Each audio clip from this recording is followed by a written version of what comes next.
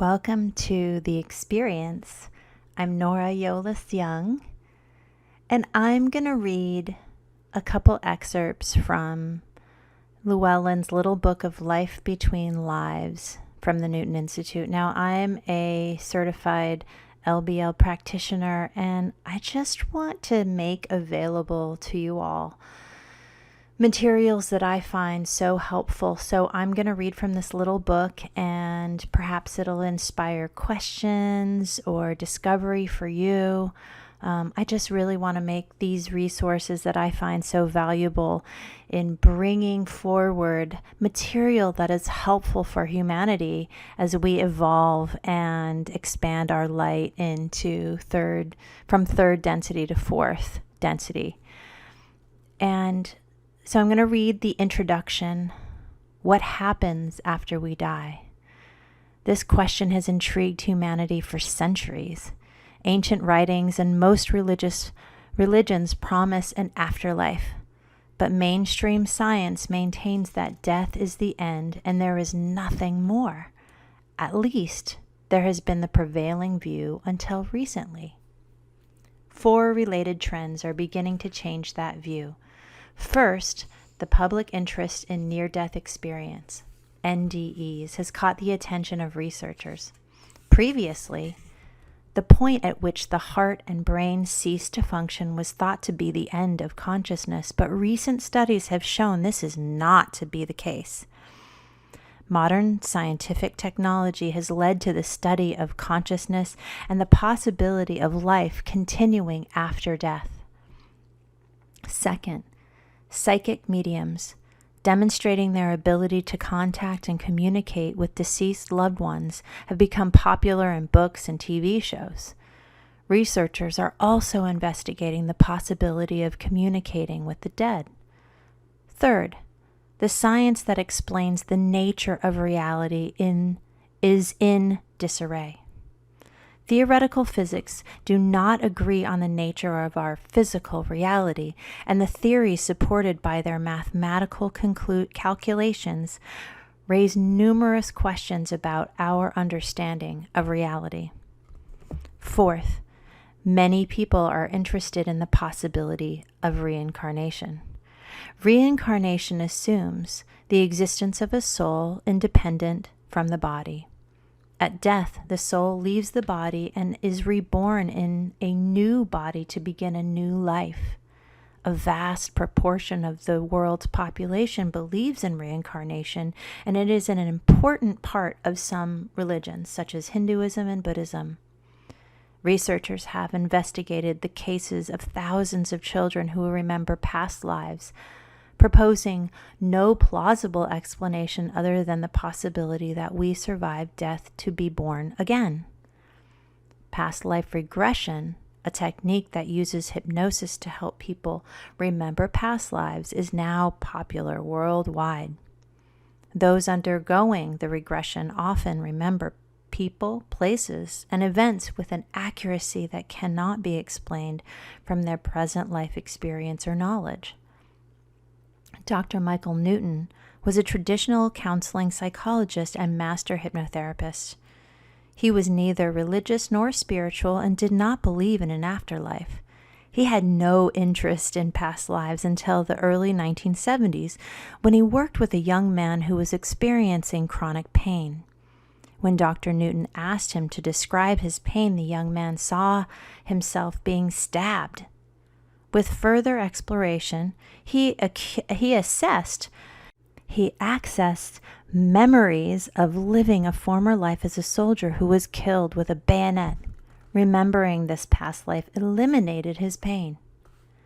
Thus began Dr. Newton's experimentation, regressing clients back in time before their last birth on Earth. Although he was skeptical at first, he soon realized he had stumbled upon an amazing discovery. Under hypnosis, his clients not only could visit past lives, they could also visit the afterlife, the place they were and went between their lives. His breakthrough came 3 years later when working with a middle-aged woman who was particularly receptive to hypnosis. After visiting a past life, she talked of frequent feelings of loneliness and isolation. Dr. Newton gave her a simple command to go to the origin of those feelings. She suddenly slipped into a different level of awareness, entering what seemed to be a spiritual realm. In this realm, she found people who were familiar, describing them as her soul family. She began to cry, full of joy at this reunion. She realized that missing them was the reason for her loneliness. During the next 35 years, Dr. Newton drew upon thousands of case studies to map his spiritual realm.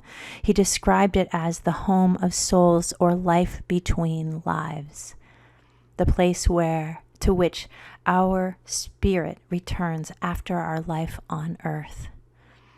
In this soul home, we decide when to reincarnate and what we intend to learn by doing so. Dr. Newton, through his work, developed a methodology known as Life Between Lives, LBL hypnotherapy, enabling clients to access this realm and explore it fully.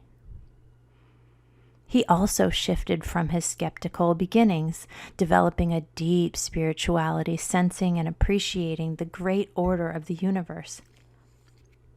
Past life regression tells us where we have been, and this understanding is interesting and useful. However, LBL hypnotherapy is profoundly informative and healing. By visiting our life between lives, we are given a unique opportunity to know our true selves, experiencing this sense of purpose and unity that comes when we return to our soul home. Dr. Newton's work is described in his 4 books, Journey of Souls, 1994, Destiny of Souls, 2001, Life Between Lives, 2004, and Memories of the Afterlife, 2010. He began training other skilled hypnotherapists to conduct LBL sessions in 2001, forming an organization to carry on the work that he had started. This early organization evolved into the Newton Institute in 2005. By 2015, the Newton Institute had grown to over 200 members, offering LBL sessions in 40 countries and in 23 different languages. The Newton Institute estimated that by 2017, over 40,000 LBL sessions had been conducted since its formation. LBL hypnotherapists, initially trained by Dr. Newton, took on the task of training and certifying future generations of LBL practitioners. Now, I'm going to leave that information for your discovery. And I want to move now to the next chapter, which is the basics, which I think are useful to sharing. The basics, chapter 1. Here we will discuss some basics of the regression experience. And the reason I want to share this with you is because as an LBL hypnotherapist and regressionist, I think it's useful to have the perspective that we get to every day in our work as hypnotherapists, and you as the clients who are listening have a way of hearing what this perspective offers. And I'm going to be offering more perspectives in the future. And so I just want to leave it out there and see if this resonates with any of you. And if it does, that's wonderful. And please let me know. The basics. First, we'll look at evidence for the existence of past lives and life between lives. This material is designed to open your mind, helping you trust the process as you proceed on your journey. Next, you are given information on hypnosis, the passport that accesses past lives and life between lives. Understanding these basics is important so you feel comfortable and confident when journeying into the extraordinary places you have long since forgotten. To know if something is real or not, you need to sort 2 sorts of data: your own experience and evidence from reliable sources. External data combined with your experience and intuitive knowledge gives you confidence in your ability to assess what is true and what isn't. And I'll just say this is a side note for me. I call this assessing your inner yeses and nos. Being able to discern and define this for yourself is so key on your journey here in life. You might already, this is going back to the book, you might already be convinced that of the reality of past lives and an afterlife or your life between lives. But if you're unsure, you will want to look at reliable sources of research that demonstrate consistency in their data. One early research project into the afterlife was conducted by Dr. Helen Wambach. In the 1960s, she undertook a decade-long study in which she hypnotized hundreds of people. While in trances, they went back to moments in their previous lifetime when major decisions for their current lifetime were made. This project followed earlier research which people were taken into their past lives. Some described obscure artifacts later validated by archaeologists as being from the time given. In the evidence for past lives and life between lives that we present, the researchers found consistent patterns in the data they collected. We'll explore these three areas in particular. Dr. Michael Newton's research into life between lives, Dr. Stevens' work on reincarnation, the research into NDEs. Those are the three. Life between lives research. Dr. Michael Newton conducted thousands of LBL sessions, painstakingly looking for patterns that were common to his many clients. He asked questions, listened to the answers, and found great consistency in his clients' reports of the afterlife across ethnic and cultural groups. The Newton Institute continues his work now, finding the same consistency while looking for further patterns of information that give us a deeper understanding of life between lives. I'll also just add, it's also the Michael Newton Institute. There used to be TNI, and now it's MNI, Michael Newton Institute. So if you're looking for that, you can look for MNI, and that will help you because the website has been rebuilt. So back to the book. Although each session is unique, you will find the cases we present generally align with the places and experiences that Dr. Newton compiled. These you will discover as you proceed on your journey through this book. Reincarnation research. In 1967, Professor Ian Stevens resigned as the chairman of the Department of Psychiatry at the University of Virginia, creating a new department devoted to researching extrasensory phenomena. The Department of Perceptual Studies is a unique facility in our material world and has now conducted 50 years of research. So what did they find? Dr. Stevenson and associates investigated over 2,500 cases of children who remembered living previous lives. They found that the children came from every continent on Earth except Antarctica, were very young, described living previous lives that were recently and ordinary, often giving details that were independently corroborated, showed behaviors and emotions that matched the stories they told of the past life, suffered violent or sudden deaths in 70% of the cases, and had in some cases birthmarks or birth defects that matched the wounds reported in the violent deaths at the end of their past life. On the last point, some children were even born missing fingers or ears that reflected the trauma of the death in the past life. In 18 cases, Dr. Stevenson found birthmarks that matched the entry and exit wounds of bullets. Autopsy photos, when available, confirmed the children's reports. In 1975, Dr. Stevens' work was published in the 234th issue of the reputable Journal of the American Medical Association in an article titled Cases of the Reincarnation Type by Lester S. King. In it, he says, in regard to reincarnation, he has painstakingly and unemotionally collected a detailed series of cases from India, cases in which the evidence is difficult to explain on any other grounds. He has placed on record a large amount of data that cannot be ignored. Unfortunately, Dr. Stevens' findings were largely ignored.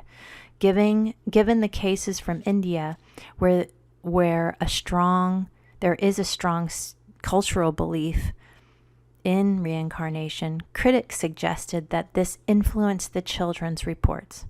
Continued research has shattered that view. Now many cases have been investigated from North American families who had no belief in reincarnation. Dr. Stevenson died in 2007. Dr. Jim Tucker and his fellow researchers continue investigating cases. Near-death experience research. The Department of Perceptual Studies at the University of Virginia is now the premier center for scientific research into near-death studies. The research has been guided by Dr. Bruce Grayson, building on the earlier work of people such as Elizabeth Kubler-Ross, Raymond Moody, Kenneth Ring, and the International Association for Near-Death Studies. You have probably heard of near-death experiences, or NDEs, which occur when people die and return with a memory of a life after death.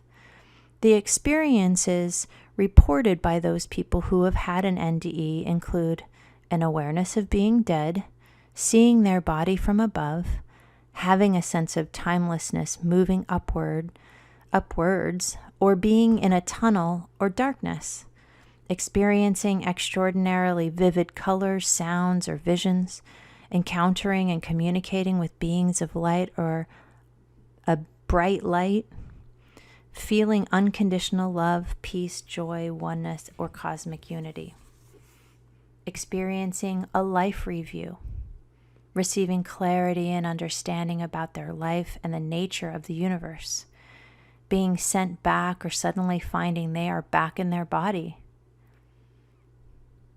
a change in beliefs, attitudes, and values after the NDE. People's reports were the same regardless of their culture. Any cultural differences were demonstrated by the metaphors people used to describe their experience. Many years later, people were asked again about their NDEs. Their reports were the same as before, even when 25 years had passed. The researchers used a special scale to measure the validity of past life experiences. People were also asked to do these separate things: imagine a scene, remember a true experience, and recall their NDE. The results show that the NDE was rated by these people as the most factual, scoring even higher accuracy than the true experience.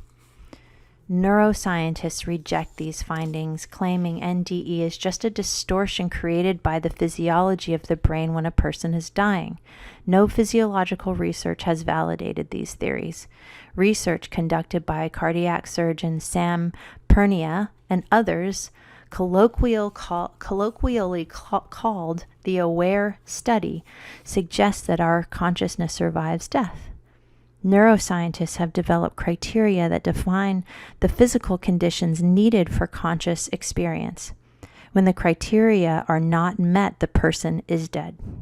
One person in the AWARE study described what was happening during the time he was dead. This was confirmed by the resuscitating team. Others have accurately described events when they were perceived as dead, reporting the conversations of doctors, nurses, emergency workers, and relatives. Recent experiences of the Newton Institute. While the scientific community still generally ignores or discounts the research related to past life regression, we find the results of their research most interesting. While some question the validity of accessing past lives through hypnosis, some of our clients have verified the details of their past life regression. The research approach embodied in Dr. Wambach's research provides evidence for the validity of utilizing hypnosis to access past lives. We have found some similarities between the reports of our clients and those of the children in Dr. Stevenson's research. Both our clients and the children generally report past lives that are ordinary, express emotions and behaviors congruent with their description of their past life, and some experience a violent death at the end of the past life. Our clients are usually convinced of the validity of their past life because it explains certain behaviors, patterns, emotional reactions, and sensations they have noticed in their current life. Our clients often remark that the past life helps make sense of their current life experiences and challenges. The intensity of the emotions they felt during their regression and the healing they experience after the session further validate their experience. In regard to our clients' report of their LBL experiences, we have noticed many consistencies between their reports and the NDE experience research by Dr. Bruce Grayson, Dr. Janice Miner Holden, and others. During the LBL experience, like people having an NDE, our clients experience many of the following experiences: looking down and seeing their body below them, having an altered sense of timing and moving up and away from the body, encountering beautiful visions, music, and brilliant colors, coming into contact with beings of light, who often turn out to be their spiritual guides, experiencing a sense of oneness, harmony, and peace, having a review of the past life in which they experienced their death, gaining a new perspective on their current life challenges and the nature of the universe. After their LBL experience, the life changes reported by our clients are also consistent with the reports of people having a NDE. These include positive change in outlook, a heightened sense of purpose, an increased clarity of thought and intuition, deep self-understanding, less fear of death, less interest in material possessions, personal status, or competition with others, an increase of focus on family and relationships, more compassion for themselves and others, and a desire to help others. And this is, let's see, I'm going to leave it at that for now. This is page 22 on chapter 1. And I think that gives us a bit to work with and marinate on and grapple with. And I invite you to involve yourself in a conversation with me about this. And I've been an LBL practitioner for a long time, and I kind of integrate in my one-on-one work, my work with consciousness and the human experience. And so having the ability to move fluidly through the hypnotic and regression experience is also something that you as an individual can learn how to do on your own. And so I invite you to explore and practice. There is an exercise in here that I can share with you if that is something that you'd like to do. I'll go ahead and do that. So this is called Believer and Skeptic Exploration. Whether you realize it or not, you have some beliefs about what happens when you die. Here is an opportunity to explore some issues discussed in this chapter.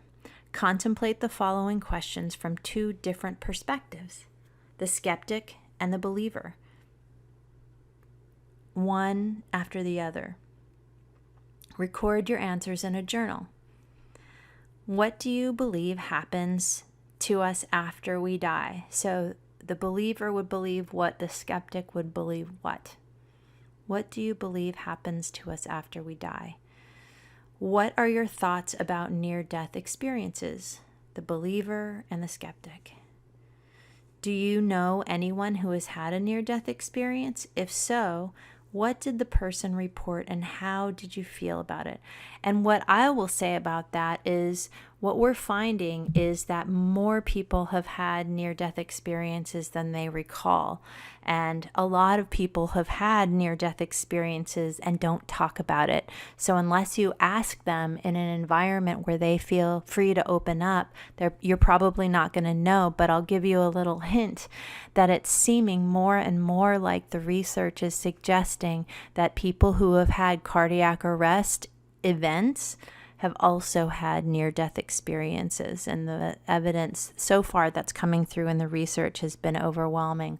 And it hasn't been published yet, but I do believe that members of the Newton Institute are working on that, and so stay tuned for that and keep an eye out for that, and start exploring with people that you know and feel a trusting relationship with. And then the last question, two more questions. Do you believe we have past lives? Why or why not? And then the last one, have you read about or seen children who remember a past life? If so, what are your thoughts about their stated experience? And again, explore from the perspective of the skeptic and as the believer.